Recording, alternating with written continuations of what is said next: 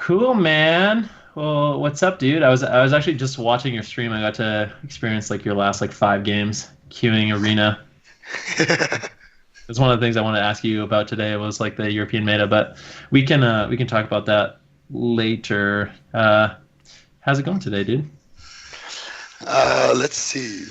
I've been, I woke up, had to do some house chores, had to do take out my dog, some cooking stuff. And I sat down, streamed, had a nice little session of playing World of Warcraft. And here we are. I've had a pretty good day, I would say. It's been a pretty chill Friday. Sounds like that. We all pretty much have the same day every day. You wake up, eat some breakfast, play WoW all day long. Yeah, Yeah, good yeah. day, good day. Standard That's cool, stuff. man. Yeah. So obviously, we both know you, Zico, the player, very hilarious guy. Like some of the memes I see in your stream are freaking awesome. I was telling Cdew about the show you were just, or the Lord of Dampification, the like YouTube series that you were just watching. It's so funny. Like honestly, the stuff that your stream comes up with, is it just like a few people, or is it like everyone contributing to that? I think it's most people actually. Like I think it's a couple of people that do like the big memes, but I feel like everyone is just in there, spamming, participating. Did you check out part three? No, Just I I haven't. haven't no. seen any of it. I need to see this.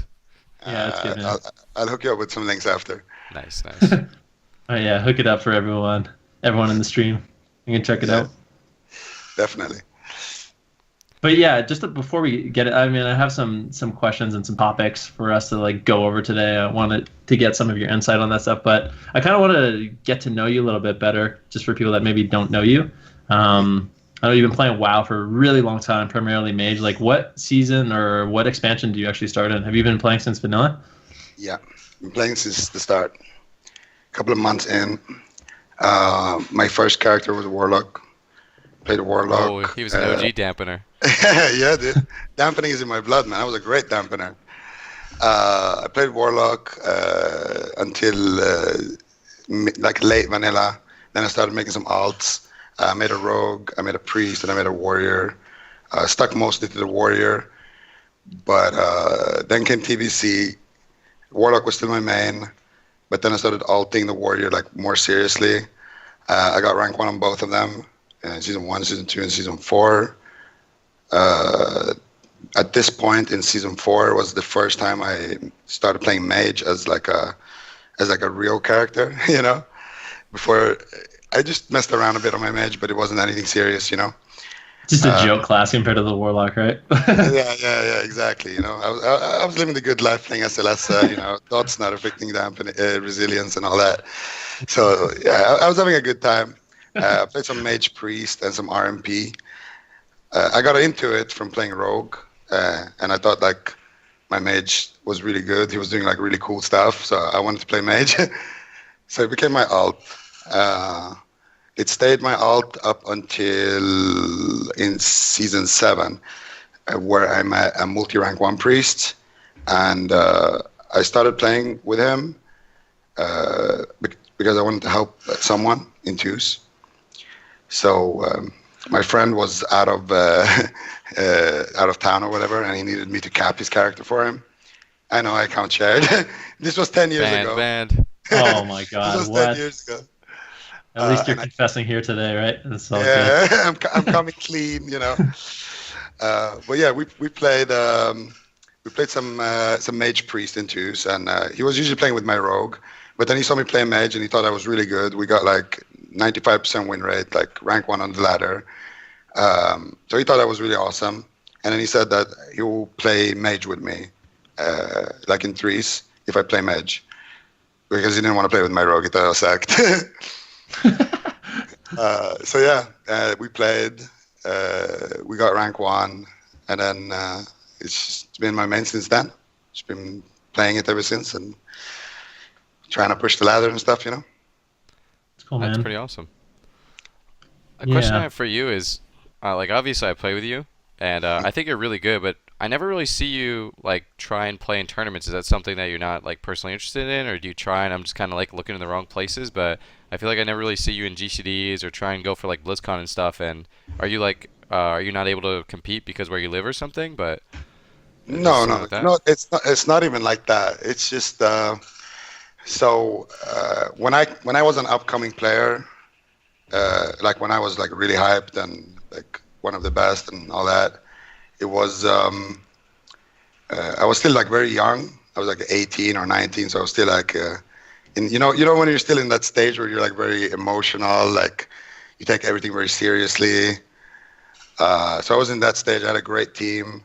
We were planning on going BlizzCon. This was back in Kara.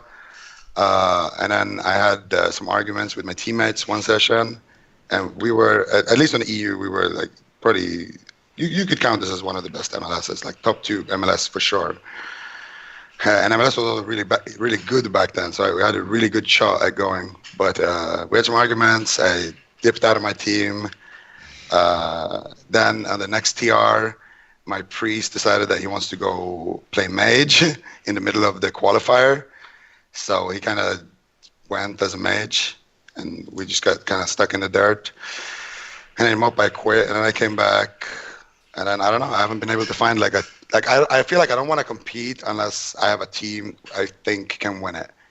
Like if I think that might obviously we don't need to be favorited to win or anything, but if I just believe like okay, my comp is good enough, my team is good enough. If we all play well and we all practice hard, we can maybe do something, you know. Yeah. But I haven't really had that with anyone lately. Like I don't know. Back then I would queue every single day with the same people. You know, I would queue with like Calamist and Fabio. We play every single day. Like it was the same routine, you know. But then when you play with different people all the time, it's a bit hard to get some Synergy and stuff. Yeah, it's tough to get it going. Yeah, exactly. Are you kind of on the lookout for partners like that? Like, is it something you would be interested in, if possible? Yeah, I definitely want to compete, and I think I could do pretty well. Yeah, But I think so too. thank you. But yeah, I don't know. It's not been easy to find a rogue actually, but I managed to get Prey to come back to the game, so we're pushing now. We pushed rank 1 on Horde ladder, which is like the easy ladder, and we're gonna do it on Alley now as well. And then we'll see, like if it goes really well, maybe we'll do something, you know. Yeah, that would be awesome. I mean, Cup's right around the corner, so can't waste too much time if you're trying. So good luck, man. Yeah, definitely. Thank you. What about you, Cdew? Are you going still with Bean and Snuts and stuff? Bean, Snuts, and the newest addition to the team is Sam I Am. So Ooh, you got yourself a mage. we got ourselves a mage. You got a little Yeah, plug like in over there, Zeke. You were the first pick, but you were EU. They wouldn't let us do it. We just got shut down. So they knew what would happen. It wouldn't be fair. Exactly. Yeah. No, but I really like Sam I Am. He's a very good mage. Congratulations. So, Yeah, thank you. I'm really happy for you guys. I was kind of rooting for you guys last year. Oh. Like, I mean, the other team was my homies too. So, but Yeah. It was a tough year. I think people just feel bad for me at this point. I'd say you can walk with your head high, man. That was the best final in years, for real. I appreciate it. Yeah, it was a fun series, honestly. Yeah, kind of touching on what you said a little bit. Do you actually play ever off stream? I know you stream a lot. You've been streaming full time for a while now. Like, do you ever find yourself like logging on WoW and like practicing with the people you play with, or just like playing games off stream, just sort of for fun, or do you do it basically just to stream now? No, I felt that way at one point when I just saw it as like, okay, this is just my job, and then like after you're done like working, quote unquote, then you don't really want to go and work more. But I think that had more with to do with me not enjoying the meta and like maybe my class that much. Right now though, I definitely have fun queuing, and just yesterday I sat up until like 2 a.m. queuing off stream, and I know I'm gonna get some flack for saying that, but yeah, That's good, man. I definitely still queue off stream. I sometimes record some games, and I still always look for people to play with, like if I'm at the computer not busy, you know. That's awesome, dude. A lot of people don't realize what an advantage it is to not play on stream. Like a lot of streamers do get flack for not playing on stream, but it's hard to have your head completely in the game when you're worried about, the various things. Worried about like people talking in your chat and trying to remain interactive, but at the same time, like trying to give your teammates all your energy and all your effort and coming up with new strategies. I mean, sometimes you get annoyed with each other. Maybe you don't even get annoyed. You're just frustrated at the situation. So your tonality changes and people think you're mad and you hate each other. And it just makes it kind of weird. I don't know. Yeah. I completely agree. It's much more relaxed as well. Like knowing that, okay, my chat is not gonna spam like down goes rookie Yeah. if I make a mistake. Wait, what? Or, you know. What'd you say? we got some Venruki stuff in there. Oh, good. Uh, but yeah, I agree with that. Yeah, I turned the stream last night off at like 4 and queue till 6:30. Like just I don't know. Just having the off-stream sessions, like you don't have to worry about other teams, like hearing your strategies and trying to stream snipe you too Sniping. and stuff. Like, Yeah, that's hey, the worst. let's go shaman this game. Like we were streaming something and we're like, okay, we're gonna open on monk, try and force melee wings and just blind it instantly. And then they hear it and they're just like, okay, let's just not melee wings in the opener. It's like, oh, Yeah, it's so frustrating.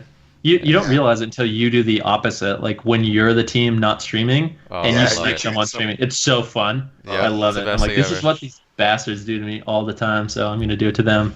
It's so satisfying. Every single time I'm not streaming, if I beat someone, I just go in their stream and I just want to hear them. I just want to Instantly. hear the reaction, even if they're not mad. I want to hear what they say. Yeah. It's the best. I know. Yeah, but it's because that's what always happens to us. Like you get beaten by a counter, and then 2 minutes later they just appear in your chat. Yeah. They That's hit the you with worst a little thing, winky dude. face like a Yeah, GG. not even that. Yeah, the GG, man. When people GG, it's so annoying. And I'm just like, you would never say good game to me if you lost. Like, no one has ever come in my stream after losing to me and said good game. It's only when Or when Yeah. when people recognize you in game and they whisper you GG right after they win, Yeah. and then they're like, they're still coming across as like nice people. They're like, yeah, I'm a big fan. Like, really nice game, was fun, GG. And you're like, but we just faced you 2 times before that, and you lost and you didn't say anything. Yeah. I've been losing to a lot of boomkins lately that have been hitting me with a GG.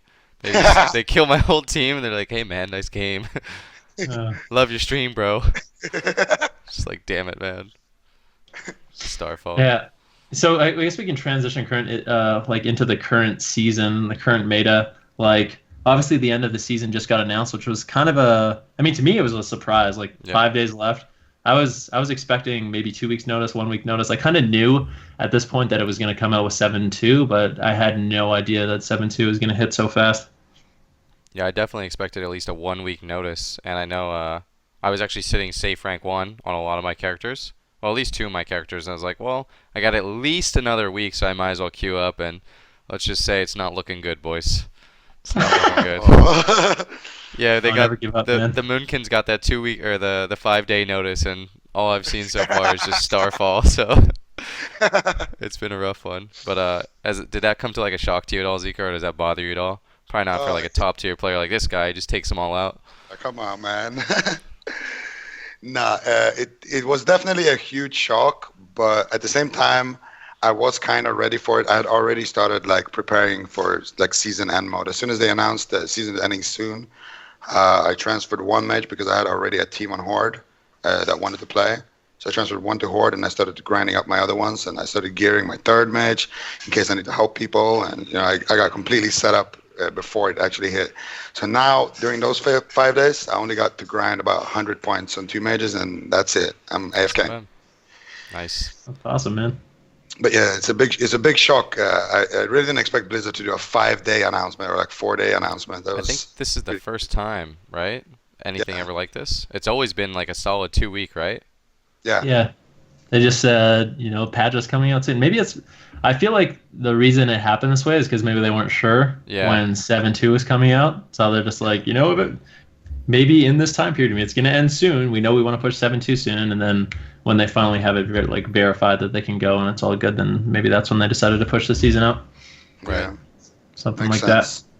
Yeah. It makes more sense to release it with 7.2 anyway. Like, what are you going to do? Yeah. Play 1 week in this season, in this patch, and then rest of the season in 7.2?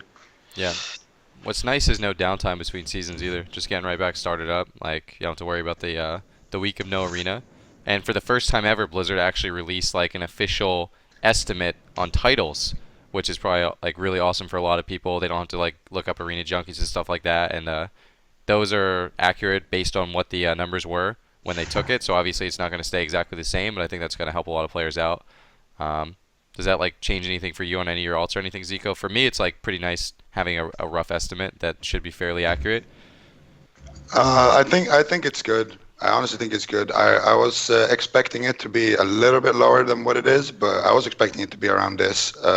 So so it didn't come as a shock or anything. And yeah, I think it's awesome that they finally did release the cutoffs. I would have liked to see that they released the actual numbers of spots right now and just said like it might increase by 2 spots on alley or 2 spots on horde or whatever, a few spots, but then people could keep tracking the ladder instead of just going with this one estimate that we have now.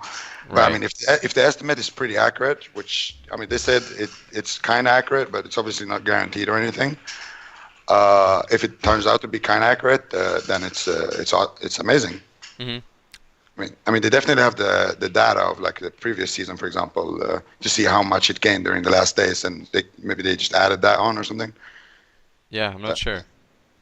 Yeah, I agree, man. It would have been really nice to see like exactly how many slots on Horde and Alliance are going to get what titles. It's actually weird for US. I think Horde has more rank 1 titles, or the cutoff. Okay, this is how it works in US.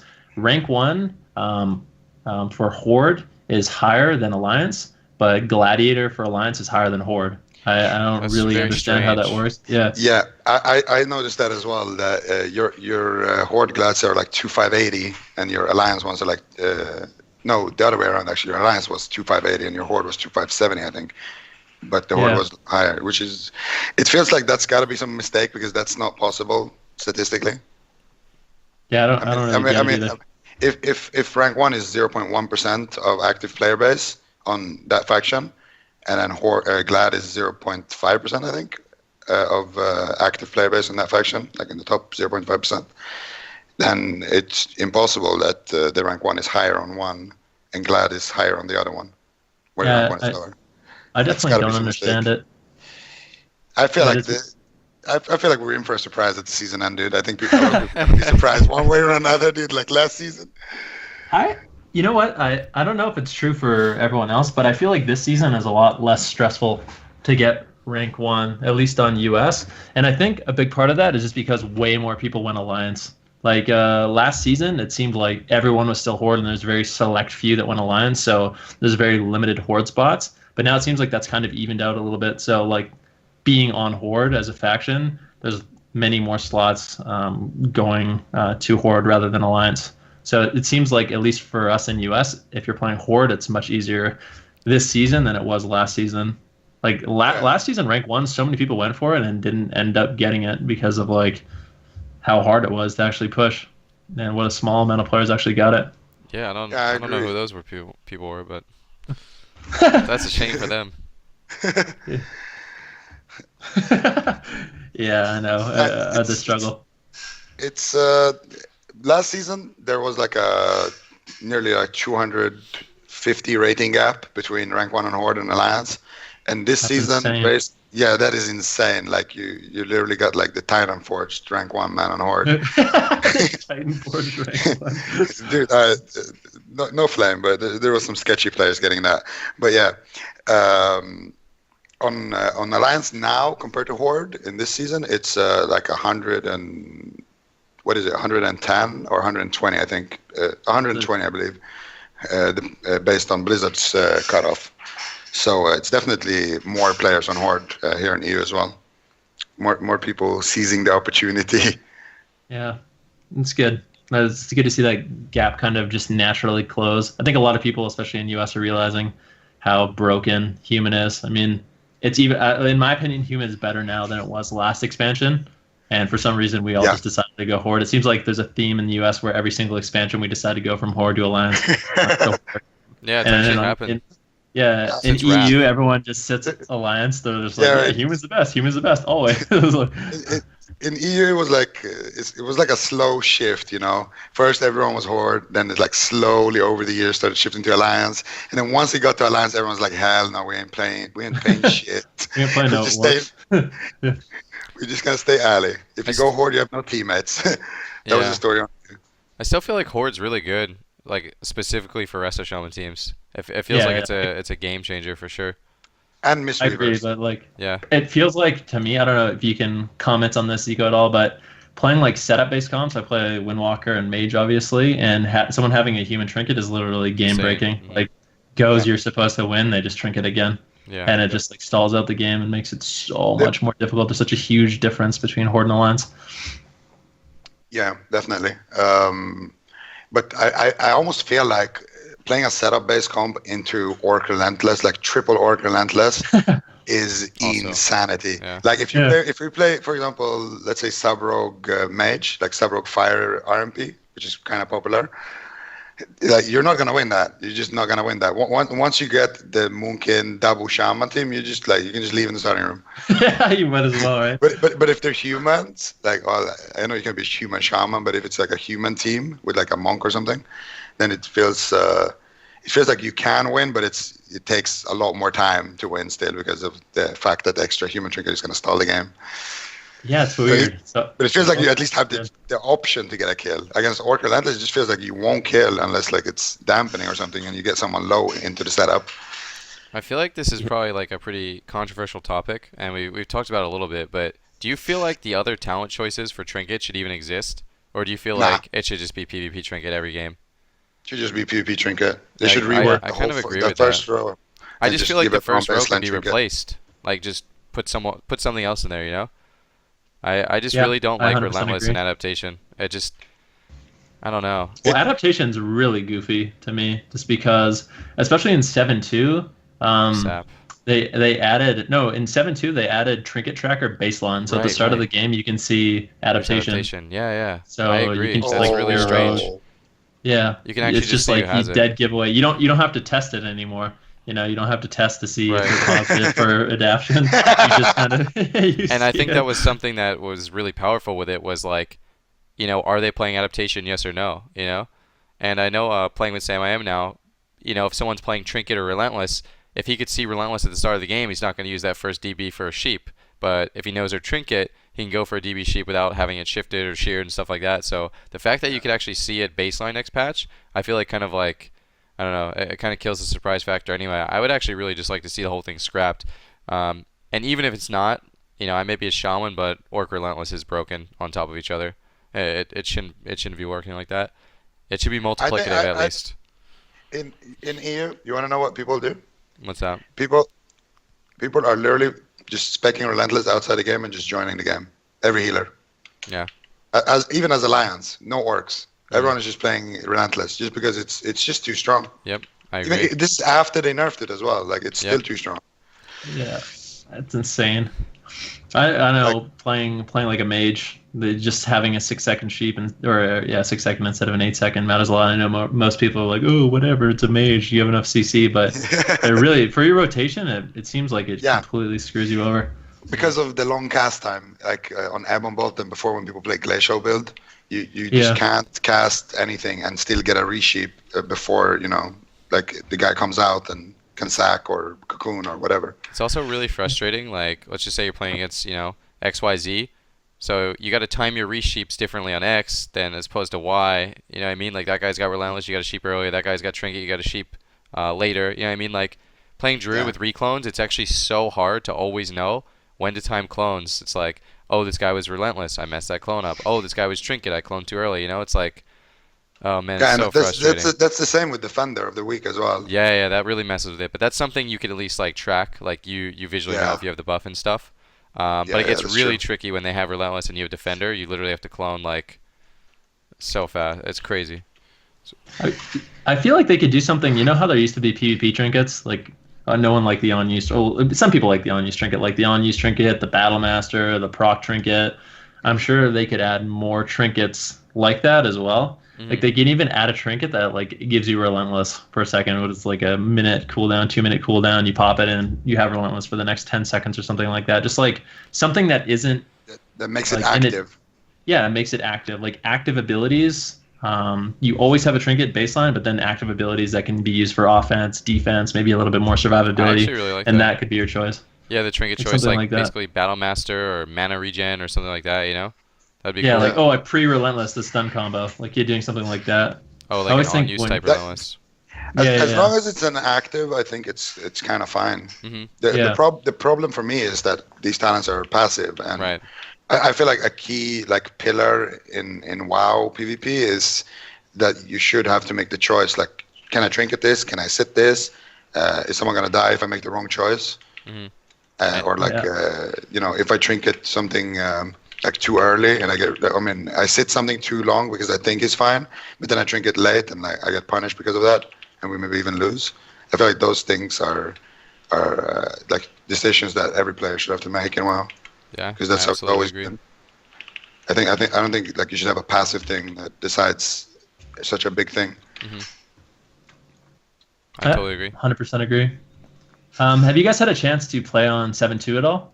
No, Have you guys played on the PTR? I have not. Nope. Neither of you? No. Nope. It is very interesting Oh because gosh. it's very interesting for a couple of reasons. I think the biggest thing is the updated templates. So to sort of like simulate gear getting better, like in previous seasons, you know how like going from season 1 to season 4 was crazy. You just get more haste, you get more spell power, damage goes up. The game just feels way faster. And it seems like at least playing a caster, at least playing a mage, like the game is so quick. Like frost mages and arcane mages have so much haste, and I can't imagine what it is for other classes. Like the game just seems way more fast paced. So 7.2 is really interesting with the updated templates. Not only that, but so many classes got like these really good new passives and actives on their weapon, which are also insanity. I know the first qualifier in the U.S. is actually going to happen like the day 7.2 hits or something like that. No. Or is it 2 weeks similar? after. 2 weeks after. Oh, maybe a 2 week weeks and a half. after. No. Oh it's yeah, just 1 obviously week. 7.2 is coming out in a couple days. Okay, yeah, a week later. But I mean Week and a that half. I'm telling you right now, if you guys have not played on 7.2, it's a different game. It seems like, anyways. Yeah. I kind of like the sound of that actually. Yeah. No, Maybe me not too. from a competitive format if something's like completely broken, you know? Obviously, there's points on the line here for the first qualifier cup. It's going to be pretty brutal if someone just figures out the next Demo enhance and just one-shots everyone. It's gonna be you though. What if it's you? Oh, if it's me, it's You okay. can do it. Then there's no Fine. problem. Then it's fine. No, but I want them to take the game in that direction in general. But I think they have to nerf cooldowns if they do that. Like if everyone has more stats or like more haste and like just more sustained damage in general, I feel like the next step should be to nerf some of the short defensive cooldowns, like maybe give them a longer cooldown and maybe not make offensive cooldowns super powerful. I think sustained damage is kind of healthy for the game because it's always nice to see that, okay, I could have stopped this, I could have done something differently than when someone just pops everything and you just get one shot. Yeah, It's I harder agree. to yak to the one shot than to be the one pressing the macro. Swifty macro. As a random side note, I think I've already mentioned this on stream before. Did I mentioned that Swifty didn't even know that every PvPer in the game. I think I already told this story, but like almost so many PvPers in this game have like a Swifty macro, which is basically all your offensive macros popped in one. He didn't know that players had that. He had no idea that it was like this thing. He was so happy when I told him about it. The Swifty one. Really? Yeah. I was like, dude, you know that your name is the most used name in all macros, right? He's like, no, what are you talking about? I was like, yeah, everyone has a Swifty macro. He's like, no way. It's true. It was pretty badass. It's actually true. Everyone calls it the Swifty macro. Yeah. I mean, why not? It's like a word Swifty. at this point. Yeah, I got Swifted, yeah. Oh man. Yeah. So you guys have been pushing the ladder a little bit. I know I have too. I've been playing mostly like Arcane Windwalker. It's really good, especially when you play with Volcasaur. It makes it really, really easy. But Windwalker monks aren't really a class you see. When I look at the ladder in EU, it doesn't seem like anyone plays Windwalker at all. Like, do you ever fight them, Ziqo? Is this something you've ever tried before? That comp? I played Windwalker Mage yesterday. We won every game to like 3K. This shit Yeah, that's good, right? No one is playing it. I don't know why. Yeah, I have no idea. I think it's because we in EU people are mostly playing Alliance, and I feel like if we had Blood of Silence in this comp, it would be really crazy. Yeah, it's broken. Yeah, it's completely. Are you playing it with Blood of? You're Blood of, right? Oh yeah, of course, man. No, yeah, I threw in my Orc Shaman or my monk, turned him into a new shiny Blood Elf monk. It just seems like such a better racial, especially for the style of the class. It's so insane. Play.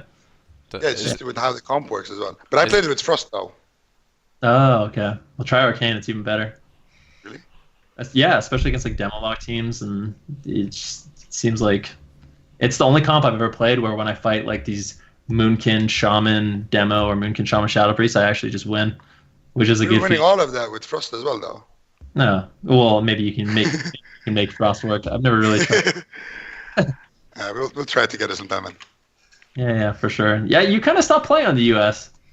I was sad, man. When you made your US mage, I was so pumped. I was We like, played with yes. Ziqo first day. I think we lost every game. I've never seen him since. Yeah, you just logged off. I think I remember that actually. That was actually my I last time actually think playing he removed me from Real ID. Like I haven't seen him. Maybe he's been on all the time, man. We just haven't seen him. Yeah. No, man, I'd never do that to you, Chuck. I appreciate that. No matter how Dude, well. those are like some of the best times ever. Like when we were playing PTR, the beta for yeah. Legion, logging on every day, going 42-0 over and over and over. It was very satisfying. We used to play with Born Good as well, Fire Mage Pala and Windwalker. Man, that was a good shit. Do you remember the GPU cleave as well when we played double Flame Strike Mage before they nerfed it? Dude, you know what's ridiculous is they nerfed Flamestrike Mage, and admittedly, I loved playing Flamestrike Mage. It was so broken. It was so easy. You just dropped your Flamestrike on the ground. You PV'd them down. You didn't have to sheep. Like occasionally interrupting the healer was good, and obviously that's completely broken, so they had to nerf it. But then that's what Moonkins are. Yeah. Like they're worse. Didn't change Moon. They also Moonkins don't are die. worse. Yeah. But they don't die and they Yeah. don't cast. Like they don't cast. I feel like you tweeted something that was kind of interesting, Cdew. You're like, man, I'm so sorry to all the rogue mages because I would rather die in 2 minutes than lose for 15 minutes straight and never be able to get a kill, Yeah. because that's what that comp feels like. Yeah. When you play against it and you're not a comp that like counters it, which is rare, really Yeah, really very rare. You just feel like you aren't doing anything the whole game. They're just PBing you down, living, Yeah. and you can't do any setups. You can't do any damage. Everyone's immune to death, and then you can't die. reset either. You can't do anything. You can't ever go for a drink. You literally just can't do anything. Is what it feels like. You're It's slowly so losing. You're just watching your characters just slowly fade away. It's not You're even playing slowly. skins. Is the crazy part. You're just evaporating, man. The whole game. your healers just in Slowly 5 if seconds. you play really good. Yeah. I think the most hilarious thing is when your healer goes in 30 seconds, and then he tries to go for a drink the rest of the game, and he just has half the map is just the starfall, and he can't. Or imps or something like that. Oh man, it's actually such a nightmare. I honestly think the thing that pisses me off, but maybe that's like a bit biased because I play Rogue Mage and we're like a burst setup, you know. But I feel like the biggest thing is fucking bear form. Like that shit gives them 20% damage reduction plus the armor plus the health Plus and 20% 20% more healing. It's like, what the actual hell is going on, dude? Isn't it? Are you talking about magic damage reduction? I'm pretty sure there's a talent they can run. I don't know if they do run it, but every Moonkin all runs it damage. at RPGs. Yeah, but there's the one that gives you like additional. I don't look it up. I don't look I'm it up actually because I'm looking pretty at it sure. right now. Yeah, Moonkin talent. Because I'm pretty sure there's a talent. I know for a fact that they use it in RPGs. I don't know if they use it in Arena, but it makes it so you take less spell damage as well, which is just bananas. Yeah, Just- I think it's just a bear form thing. Like, and it's a lot of it. Yeah. I think that's the biggest issue because like there's nothing that triggers me more than like you're facing dampening. Like that's literally what the comp is, just dampening. The essence of dampening. The healer plus the guy who's getting carried by the moonkin are standing behind the pillar. And your healer is on the other side of the map trying to drink, and the moonkin just blinks in, Starfalls, presses bear form. And he's just like in the middle of the map I with feel no like blink. Starfall shouldn't work And when he's you're just in bear immortal form. still. Yeah, Like, it should I just agree. disappear or something, or not do damage. I can't believe you can't even line it anymore. You know what actually also frustrates me about Boomkins? We could do this conversation for hours, by the way. Yeah, I when know, they're literally dude. run casting cyclones on me around the pillar, But like they nerfed that from Mage. yeah, it's just I don't know, man. You take from one and you give to another, and it's like we're just in this never-ending thing. It's crazy. Well, Moonkins are getting changed a lot. Like so much of their damage has been shifted out of their dots. I Starfall actually got a wanted to huge talk nerf. about that because I feel like they're not being very transparent with what the changes are exactly, and the patch is in 5 days. Yeah. Yeah. Well, I mean, sometimes I don't know if there's a way to like go look at them. I don't think I've seen any like condensed patch notes for 7.2. But yeah, when I played with the Moonkin yesterday, they just seemed completely different. There's just random buffs going up all over the place. And I think a lot of that has to do with like their new traits and it just seems like some of the traits that they introduce for certain classes are so unbelievably good, and some are just nothing. Like your just class gets nothing. And I want to ask you, Cdew, about that. Like, how do you feel about the new Resto Shaman trait on your weapon? You literally Good, could or- not. You could literally just not even get them, and there would be no difference in the gameplay. Like no joke. The first one for the stam, the healing and stuff, is okay, but the first one is increase duration Spearwalker's Grace, which is useless. The second one is increased healing on Healing Rain, which is useless. And the third one is after you cast Gift to the Queen, if you stay in the same area for 3 seconds, it'll heal you again, but it doesn't even heal for anything in the first place, so it's basically useless. So they're literally all garbage. And then you look at some of the other healers. Obviously, it's like this for DPS too, where it's a lot stronger, but they actually get crazy impactful talents. Like Feral Druids, when they use their artifact weapon, all their abilities do 30% more damage. What? 30% more, yeah. Disc Priest shields are going to absorb 50% more at all times. Every shield's 50% more. What? Yeah, there's a backfire to it though, but it'll basically never happen. If the shield expires, they take the remaining damage that should have been absorbed as a damage over time effect. But you can also That use can that to break break CC as CC. well. Exactly. Oh my god. So Disc Priest is crazy. Also, Pain Suppression is going to heal the target for 33% of the damage they took, which is Yeah, obviously they got very good karma, like that. Like the Windwalker Monk talent, where if you attack into their karma, it heals them. I Yeah. guess priests Disc have Priest that now kinda in their get that in the paint paint set. set. Crazy. Resto Druids, all their hots are going to refresh if someone's below 35% HP and it heals them. I heard there's an internal cooldown, but I don't know for sure. But if you're trying to kill, a bear form druid, you can just sit in bear form all day and wild growth, rejuve, regrowth. It'll just constantly refresh. That's good. That's very good. I'm trying to think. Mistweaver Monks got like 40 seconds off revival or renewal or whatever it is. Yeah, And their artifact heals 2 people now. So I mean, like some of these traits are crazy. Their artifact and- heals 2 people. Yeah, the artifact's gonna heal a second person. It's actually a Okay. big heal. But yeah, some of these traits are actually crazy, and I look at Resto Shaman and I could literally not even get them, and I wouldn't notice a difference in gameplay. So the fact that there's like literally no thought for PvPers into the artifact traits is really frustrating for me. Really, really frustrating. Oh, one of the traits for Fire Mage, by the way, Ziqo, is Phoenix Flames is going to hit 2 players. I don't know if that's Yeah, gonna break it's so CC or good. not. It already breaks CC though. Okay, You don't so Sorry, shoot breaks it. CC, yeah. You don't shoot it when people are stacked up okay. because of the ignite thing. Gotcha. But that's extra cleave damage though. There you Yeah, go. it's so much extra damage. Yeah, I wasn't sure if that was gonna be good or not, but yeah, there's some really crazy traits, and there's some that are just like actually useless. Frost gets really good traits as well. I think Yeah. the double Frost Mage Dream is gonna be back. Double Yeah, cross dude. Anytime. I should make a mage in EU who can play that. Yeah. I was messing around with it yesterday. So anytime you frozen orb, you get a free blizzard. Oh my Yeah. You use gosh. frozen orb blizzard, and you It's basically just have up unlimited full-time. ice lances. Don't you You feel like have that's unlimited ice crazy? lances.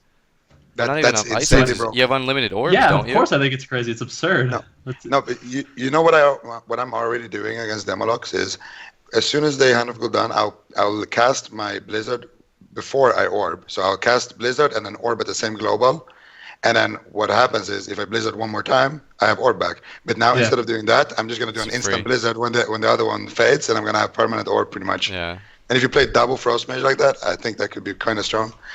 Double Frost Mage was already kind of strong in EU a couple of weeks ago.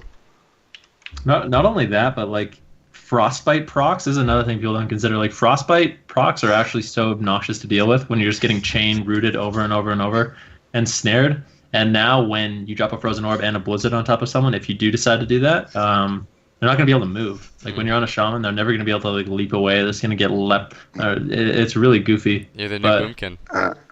It also Yeah. doesn't DR with Ice Nova, so you can keep them there for quite some time, actually. Keep them in the cleave. Yeah, good. that's what I do, man. I just wait until Frostbite is perma-DR'd and you Ice Nova. Sounds Not like all only you that- need is a Felguard. Another thing they did is Oh. Ebon Bolt. After you cast Ebon Bolt on someone, it like a shard comes up from the Yeah. ground and does extra damage. So it's gonna Like be a even better fisher. for Rogue Mage. Like Ebon Bolt, Uh, someone who's stunned, and then the shard's gonna come. I mean, it kind of sucks if they're moving around, but it is good damage. Absolutely. I mean, you do usually Evermort anyway into setups when you play Rogue Mage, so... what was I going to say? Do you know how much damage the shard thing does? Did you try 500% it? spell power. You what now? It's 500% spell power. I don't know how much So that'll hit for. that sounds like a lot. I mean, they buffed the Arcane Orb by 400% spell power, and I think it's hitting for like 300k non crits. So it'll probably be quite a Okay. bit, especially it It'll- probably does it'll more damage with probably like be- Icy Veins and stuff. Especially Yeah, because yeah, with both it's already infinity billion damage, just because this is a guaranteed follow up with the flurry into Ice Lance or Ice Nova, which is absurd. I wonder if it benefits from the flurry. Like if you can make it crit by having the flurry up. I don't Like know. if you fire it late, or if you have 2 flurries. I don't know. Maybe. You have to do Yeah. some experimenting with that. Or maybe Ice Nova, like right before. Yeah, I mean, I don't know all the classes traits, but I guess the moral of the story is like when 7.2 comes out with the updated templates and like all the weapons changing, I feel like the meta is gonna completely change, especially with Moonkin changes as well. Like Moonkins are completely getting changed. Moonfire does less damage, Sunfire does less damage, Starfall does less damage, and all that damage got transferred into casting spells. So I'm really bothered we haven't seen like numbers yet. Like we haven't seen like patch notes like saying this is what's gonna happen with PvP, because obviously boomkins aren't the only problems. Like I want to see Demo Lock nerfs. I want to see Marksman Hunter CC Demon nerfs. Kings. Like there's so many problems that aren't addressed, and at 7.2 it feels like the problems that aren't addressed are going to be a problem along with a ton more damage. Like I'm actually expecting 7.2 to be awful for now until I see changes. Like that's what I think it's going to be. And to know I have to play in a tournament a week and a half after that, that is like, you know, my lifeline for regionals kind of. It's kind of worrying or like worrisome and frustrating at the same time. Especially if, I mean, let's be honest here. It's most likely gonna be kind of broken at the start. It's the biggest patch they've ever done, so it's not that easy to get it right balance-wise for sure. And the problem I see is like it's kind of screwed up no matter what they do. If something is broken and they nerf it, then the meta is going to completely change, and then you're going to have like half a week or like a week max to prepare, you know? Right. But if they don't change anything, then someone is just going to go there and fight them the whole tournament. So it's like a lose-lose kind of competitively.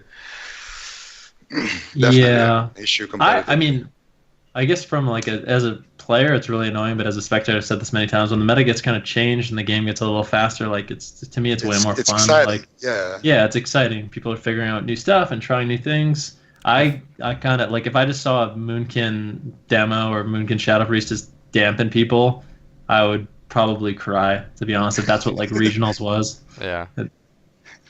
Well, I also I feel like it's exciting, but I feel like it's not exciting when there's a pretty major tournament on the line. You know what I mean? Yeah. So like I'll have fun queuing ladder and like experimenting and stuff, but if there's something like Boomkins right now in the upcoming patch that just no one could beat, it's gonna be pretty sad. Yeah. Someone will figure out something like that. Don't worry, Cdew. Yeah, I'm sure. As long if it's me, it's okay then. That's cardinal rule. Yeah. What else did I want to? Go ahead. I was just gonna say, I just think that maybe they should disable the 54 traits for the tournament, or at least in the start of the patch. I don't know. I think that's a big thing. That if the fact that everyone just has more traits, just more passive damage. Well, one thing I wanted to talk about actually is no one will actually have all of those traits on ladder, right? From what I was told, if you have full 54 traits right now, when I was watching that Blizzard like Q&A when they announced like 7.2, they said if you have all 54 traits, you can immediately unlock 4 new traits immediately. What? So there's a ton of them though, right? Isn't there another 20? Yeah, there's a lot. But now when you go into a PvP zone in like a war game or whatever, you get every single trait unlocked. So queuing on ladder is actually going to be 100% different than queuing in an actual tournament environment, because you have that proc thing that's going to give you a ton of strength or versatility or whatever it is, So it's going to be completely different. So I'm actually really worried. That's kind of one of the that actually happened at the beginning of the expansion too, right? No one could practice different classes and actually see their full power. Like Mistweavers couldn't heal through damage until they had all their traits, and once they did, they were just like the best healer in the game. Right. So it's going to be up to teams to like play on ladder a lot, but also like do lots of war games and stuff to figure things out. Absolutely. War game partners. Yeah, that's what I was going to touch on in EU at least. In the start of Legion, when people were practicing, like during the beta and very early on, when they were practicing for the tournament, they just did war games. Like all the teams just war gamed each other. Is the best way. It's the best practice you will get. Mm-hmm. But The most accurate, I you, guess. yeah, but the problem is you give away a lot when you do it. Right. So, Yeah, you definitely have to kind of pick and choose who you think your actual allies are going to be. yeah. Not be wargaming someone who's streaming your games to the team you're about to fight against. Like. Oh yeah, I heard about that NA drama, dude. I mean, I wouldn't really call it drama, but yeah, basically someone we were wargaming against that was trying to help us was literally private streaming our games to our enemies, basically as scum as you can get. So he was definitely not trying to help you, trying to screw you over. Yeah, exactly. Giving us games just so the other teams could see exactly what our compositions were and our strategies were. That's messed up. Yeah. Yeah, well, what are you going to do? Biggest dude it takes to win, he's a spy, dude. Azeroth spy. So. I guess it didn't work, though. We still won, so. Yeah, did you win? Nice. Yeah, we won the regionals. That's just desserts, right? Yeah. Justice has been served. Those rogue mages gotta stick together, man. Yeah. I don't know. Like, if you were put in a position where someone was like, "Hey, you want me to private stream your enemy's games for you?" Like, would you watch? I feel like I would watch. Like, are you mad at the person who did it or mad at the person who watches? Like, you know, I wasn't mad at them for watching. Sure. Yeah, I would for sure watch. No, it's the person that did it, man, for sure. Yeah. Set it up, that said they'll help you, and then they're just backstabbing you. The saddest part was when I told Bean that they did it. He was like, "There's no way." He was like, "That guy was messaging me saying how I was such an awesome guy and like, you know, we deserve to do great." Like literally just being like, "Yo, Bean, you're such a great guy," and literally just streaming the war games to fucking other team. Like, oh my god. And Bean was actually paying those people too, and he went home and refunded the money. That's the fucked up part. We were trying to pay people for people to do war games. It wasn't a lot. It wasn't a lot of money, but like he was just trying to give them some money for their time. Good faith, yeah. Yeah. Yeah, that's toxic, man. Yeah. That is toxic. Do you want to talk about like the new teams that have sort of formed in NA? I know it's been like a question that comes up in your stream a lot, and we kind of talked about how now you have Sam on your team, which I think is a really cool addition to the roster, especially because like Snuts and Sam have been playing so long together. They're like two peas in a pod. You know, they're always queuing. They play lots of different classes. They have really good synergy, and I always thought like them two together would do really well in a tournament. And now you actually have that on your team. Like, how has like practicing been with like the roster? Honestly, we're just really lucky that Sam is just kind of like understanding, patient, because he was on a really good team, and he was really high rated. And queuing with us, like we told him like cup number 1 is going to be the hardest cup for us. We don't have main teams yet. We're going to have to do a lot of alt stuff. We're going to have to put a lot of time in. We're going to have to practice. We're going to have to like grind a ton of games with my healers with like mage synergy to get to the level I need to be at to play with you. And he knows I'm not there yet, but every single game is just constructive criticism. Like, I think you could be doing this better. I think you could be doing that better. You know, we could do this better as a team. So obviously, since we've been playing, like, you know, he's lost a bunch of rating. Practice sessions are obviously really brutal. You know, just queuing into the boomkins and the demos, like, things are just really hard to queue into. So it's like really hard to get good practice right now. But I think it was a really good addition to the roster because I have a lot of faith in him as a player. As like, I don't think he's known for multi-classing, but when he plays Warlock, he feels pretty good. He was ready like with Rep Pally at regionals. Not that's that much of a feat, but I think it was a good pickup for us. I think Snuts was definitely like the big bargaining chip in that. I think he's wanted to play Snuts for a long time. Obviously in 2015, Snuts and Sam were playing together, and they kind of wanted a healer, and they asked me. I was like, I'm staying with Van, so they kind of got broken up there. Then the next year they got broken up, and it's like finally they had an opportunity to actually play together. So I think they're pretty happy about that. And for those who don't know, Bean and Sam have actually been playing together for a really long time too. Like, they have a lot of feral mage synergy, so everyone on the team was just really happy with the pickup. I think we got really lucky. I think it was definitely a good pickup for us. So I think the team's in a good spot. But comp number 1 is definitely going to be the hardest one for us. We got to figure out the meta. If our main team comps just aren't just good right off the bat, we might not have enough time to get good at those alt comps that we need to. So it's definitely going to be the hardest cup first, and I think from there it's just going to be all progress. So we're excited. Cool, man. That's awesome. I'm happy for you guys. And the player that has departed was Smexon. He was on the team before. Obviously a really, really good player. Do you know what his new roster is? Because I I do know he's know playing with his. Abs. Yeah, go ahead. He's playing with Absurge, right? I do know his full roster. I haven't actually said it on stream yet because I feel like he hasn't had the opportunity to like say it or anything. Oh, okay, then we don't need to talk about Um, it. yeah. I don't really want to get into his business just because Yeah, no uh, worries. I don't want any hate on him in the community. Like this is like a no bad blood thing. Like he left us because we weren't practicing enough and there was just like differences on the team. Even last year there were some problems on the team. Um, some minor problems, and a lot of it I think was just him not wanting to go through the same problems which he thought would be this year. Um, and the problem for us was like me and Snuts obviously were not practicing that often. We were doing a lot of raiding and stuff, um, which generally like after a BlizzCon is something we do. We just take breaks. We don't really care too much about the game. And this just happened to be a year where they kind of sprung more tournaments on us in such an early state. So he was in a situation where it's like, these guys really haven't done anything this expansion, and it wasn't a problem until now. So the first cup is coming up in 2 weeks. Do we kind of stick together and see if we could figure something out, or do I play with people I've been successful with the whole expansion? And I mean, Ven already said he's playing with Absturge, so I mean, I think that is one of his decisions. The other players, next time he streams, maybe you can find out some more information. It wasn't like, what, Smexon, we hate you, F off or whatever. This is just, it is what it is. People change rosters all the time. There was some big drama with me doing a roster change. It's never fun this time of year, especially with this kind of stuff happening. But yeah, so it was a good run. I mean, I was kind of disappointed when he left. I liked Smexon a lot. I liked him as a teammate. I think he worked hard. I think he was a good player. But I think we got a pretty good replacement. So hopefully we can have better success than we did last year. And there's only one place to go from last year, so it's gonna be some big shoes for Sam to fill. But I think we could do it.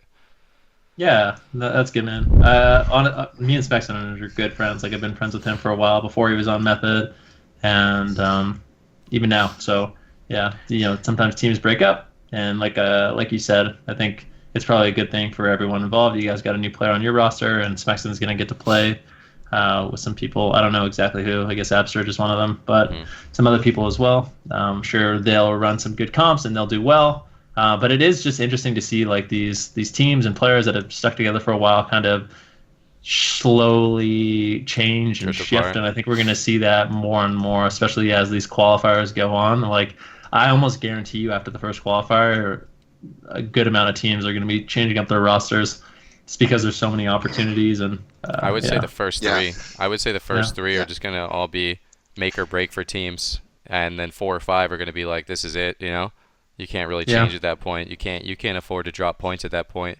In case you guys didn't know, you get one free roster swap during the 5 cups. You could switch out one player, and then every single player swapped after that is half your point deduction. So if you have points and you cut half of them, you're just risking the chance that you don't make it at that point. And that would be a real shame if you make a roster swap. You end up getting 13th to 20th or something, but you would have been top 12 if you just kept the same player. So yeah.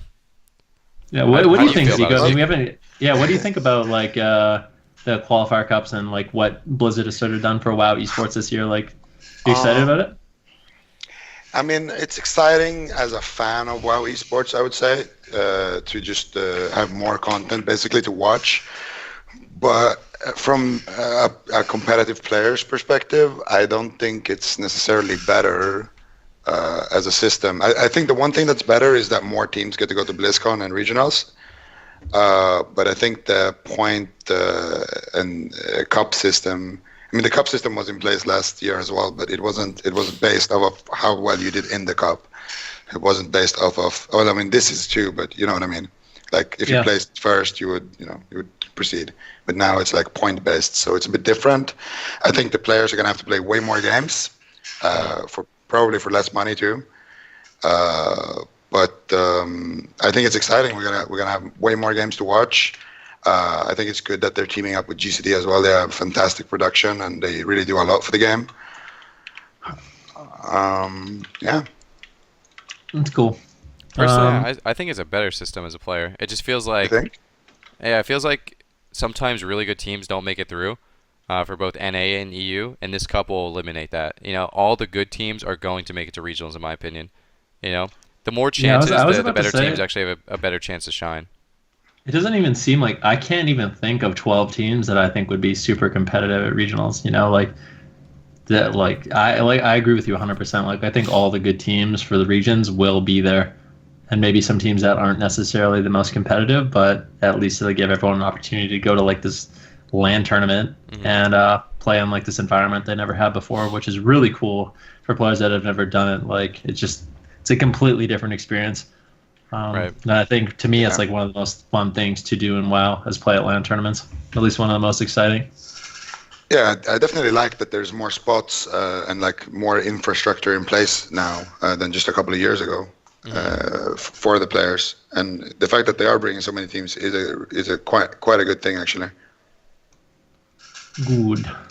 I don't really have too much more to talk about that, but I think this is a thing I want to try to do with this podcast, maybe at the end of every podcast or maybe every once in a while, but like have you guys tweet us some questions to ask, me and Cdew as well as our guest, so Ziqo today. And I think I got around like 15 questions today. Obviously not going to go through them all, but some of the ones I thought were kind of interesting. And this question kind of ties into why Cdew had this idea of why we should make this podcast and why it's important. But someone asked, let me actually get his name because I feel bad. It was by Spencer at Who Is Spence. He says, would building storylines around players and teams the same way ESPN and others do for other sports, do you think that would help grow WoW? And yeah, I mean, you can answer that question, Ziqo, because that I think that's why you came to me in the first place to do this, right? Yeah, I mean, it was one of the ideas that I've been talking about for a while is that I feel like Blizzard doesn't kind of not only like build a storyline around their players, they just don't, I guess, promote their players well enough. And I kind of wanted to make this podcast to not only promote players, but to kind of build those storylines. Like, I don't know if anyone is going to watch this podcast that doesn't know Ziqo, but after watching this podcast, like hearing how many rank ones you had, hearing that, you're looking for those teammates to kind of, maybe go for regionals this year, and then maybe you find those teammates and you kind of build up the storyline there. How do you do in Cup 1? How do you do in Cup 2? I think it just helps grow the fan base for a while. I think the storylines are really important in that regard. 100% agree. Yeah, just to get the fan base bigger. Obviously a lot of teams go to BlizzCon and stuff, and it always kind of feels like they're cheering for the NA home crowd. But I feel like there's people there that only cheer for who they know. People are cheering for me 100%, just because yeah. that's my name. They see me stream and stuff, but they don't know Botar, who's a 2-time champion, and Fabio is a 3-time champion, just because they don't stream. And those storylines need to be out there. And I said this when I was at regionals and BlizzCon last year. I was actually in shock with how little I got interviewed. Like back in the MLG days, after every single match, you would be getting pulled left and right. Can you do this interview? Can you do that interview? And people want to know what you have to say after the matchups. People want to know what your decision making was. Why did we go Feral Shadow Priest? Why did we stay with the same comp? A lot of people just want to know that information, and I feel like all that should be taken care of by Blizzard. But I guess GCD kind of started up. More tournaments needed to be happening, and now there are more tournaments. So maybe starting this podcast, I will kind of light Blizzard up a little bit to build these storylines and try and help. Some of the lesser known players that are actually incredibly good players, because there's so many of them, grow the fan base. And growing the fan base in general for WoW is just going to make the audience bigger, which is going to have such amazing effects. The audience is bigger, you get more tournaments, you get more sponsors, the tournaments are more prize pool, which is going to get more viewers, and it could definitely constantly increase. So it's something that I would like to see.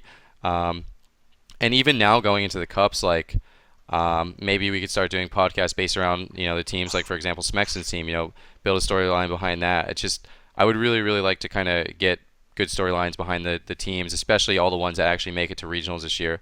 I hope Blizzard kind of continues with WoW Esports in that regard, to kind of get this up there. But it would be awesome just to go to the WoW website one day and see every single team listed and have a personal interview, a team interview, just with the simple things that we ask, like what got you into WoW? It doesn't have to be something that's played on the stream at BlizzCon, but if someone's like, man, this mage is sick, Zico's so good, like, what got him into WoW? What steps did he take to become the best mage, and things like that. So I could go on and on, but yeah, I think it would be really good. Long story short, it would be awesome because, like you said, that's a really, really important thing that they don't really do. Like, if you want to make it as a player in WoW, like you want to be a pro WoW player or whatever, the only way you're going to get by is by streaming, because nowadays there's more tournaments, but Before there wasn't that many, and just to the fact that you don't really get promoted as a player at all from Blizzard. You just do yourself. Like you have to make yourself kind of. You have to build up your own brand. Yeah, pretty much. And also, like you said, the stories. Like, I'll give you an example from like a spectator's point of view. So I didn't really know that much about CS:GO until very recently, and being able to watch a tournament, and then there is this narrative there, like they're talking about this player, they're like, you really got to watch out for this player when he's the clutch player, like when he's the last guy surviving, even if he's versus 2 or versus 3 guys, this guy like always manages to know what the best thing to do is, and like he always wins a lot of them and things like this, it makes it much more exciting to watch players in general, just as a fan. So it makes it so. I feels like as a fan, once you have those stories, you don't even care about the game. Like that's how you get people that don't necessarily know that much about the game. They're like, oh, I'm going to tune in just because I want to see Ziqo win. He's so awesome. Like I relate to him so much, and I know exactly what you're talking about because League of Legends and Riot did sort of the same thing. Just before like their big international tournament or whatever, they did like these segments on teams and like the individual players and like. They'd have their parents talking about them growing up and what kind of person they were and like how they got good. And it's like you get to know that person on such more of like a personal level that you can't help but like want to cheer for them or like see them win it all. You know what I mean? Yeah, and you also connect them with them. Yeah. Like if you recognize their story in yourself as well, it makes you just connect with the players more. Well, I think sometimes, I mean, it really depends on the person in the game or whatever, but sometimes people don't realize that we're all just like nerds playing video games, like we're all, sometimes we get put on a pedestal, you know what I mean? Like pro players, maybe not necessarily in WoW, but in other games, maybe sometimes as well, in WoW as well, like these larger than life figures, but when you can sort of break it down and, like, understand that like Cdew, he takes out his trash just like you do, or like he has bad Tuesday. Days too, or whatever. He went through this adversity. Like I feel like that's how people connect to you, and they become like fans of yours, for life. Not just it's cool, and I'd like to see that more. Wow. So yeah, to answer your tweet, we all think that would be really really cool for them to do. I think it would be really big. There's a lot of downtime during tournaments too, where it's just like be back in 5 minutes, where one of those could just be playing, like a segment of the teams that are about to come up and stuff like that. And I think it would even help production in that sense to hold on to viewers in between those long breaks. Yeah, because people get bored watching like some random music playing and just a screen or ads. That sounds pretty exciting to me. I don't know. So I guess we all agree on that. I have another question here. And this is, I guess I'll ask you this, and this is more to do with like WoW. Let me see who asked this. I should have really wrote this down. I feel like when people ask a good question, I should at least give them a shout out. You know what I mean? Let's see. Oh, here we go. By Ames. What is the best piece of advice to give a person that wants to go from 2100 to 2200? I don't think like focusing on 2100 to 2200 is necessarily the best, but just like what advice would you give someone who really wants to just like gain rating? Because I get this question a lot, and sometimes I get overwhelmed by it because it feels like there's so many different things that could possibly need to be addressed for people to like climb, and it's really hard to know without like watching them play. But like if you guys had any advice for those people that wanted to climb rating, what would it be? So just start with you, Ziqo. 3 big things. Thing number 1, if you have the option to, then record your gameplay. If not, then you're gonna have to do what me and my people did, back in TBC when we had really bad PCs, and that is to just try to remember the game in your head. Like after you win or lose a game, just try to replay it in your head. So like first you stealth, then you open on this guy, and this happened and that happened, and what choice did I make here? What could I have done differently? And just try to really self-reflect and analyze. But obviously it's way better if you can just watch a recording. Thing number 2 is obviously just playing the game a lot.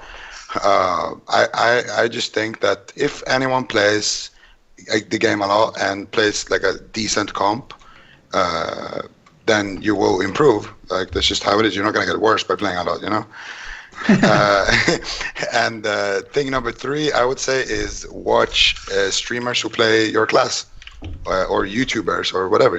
Watch other people playing your class, and just look at the gameplay. Like, what is he doing? Why did he do this? How did he get this sheep? How did he manage to burst so hard? Like, what was his rotation? So those 3 things: record your games, play a lot, and watch other people play your class. I think that's a really good point. And that's something I think even pro players, people at the highest level, should do. Sometimes you're playing, let's say you're playing Rogue Mage Druid and you just can't figure it out against Warrior Mage Druid or something like that, and you play and you lose over and over and over. You can go and like watch other really good RMDs. Like with Twitch, you have the opportunity to watch people playing the comp you play and learning from them. You don't have to, if they do something wrong that you notice, obviously don't do that, but a lot of the time you can like pick up strategies or like things to communicate or things to look out for, and you can immediately apply that to your own gameplay. So I think like Twitch is this tool, and I think people in WoW and in gaming in general are just getting so much better, especially those ones that are like actively involved in like the Twitch community, because like in any game, like in Overwatch, if you watch like someone who's playing Tracer, like, oh wow, that's a really cool movement pattern, like I should do that, or whatever. You can just, it's a lot easier to copy someone than to be like sort of innovative yourself. Yeah, instead of being innovative, you can just literally just copy someone and use that for like your own success. So I think people really do need to take advantage of that. And it's not even just about copying. You can adapt your gameplay and copy someone else, and then build off of what you copied, like with your own ideas.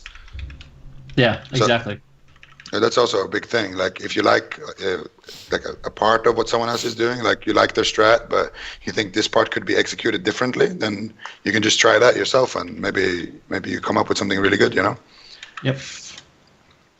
What do you think, Cdew? Do you have anything to add to that? I just feel like the hardest thing with WoW is after every single game, if you ever ask yourself like what just happened, you gotta like kind of need a better understanding of like how the game works in a sense. Like you need to know every offensive, every defensive, and I've been trying to get like a list together.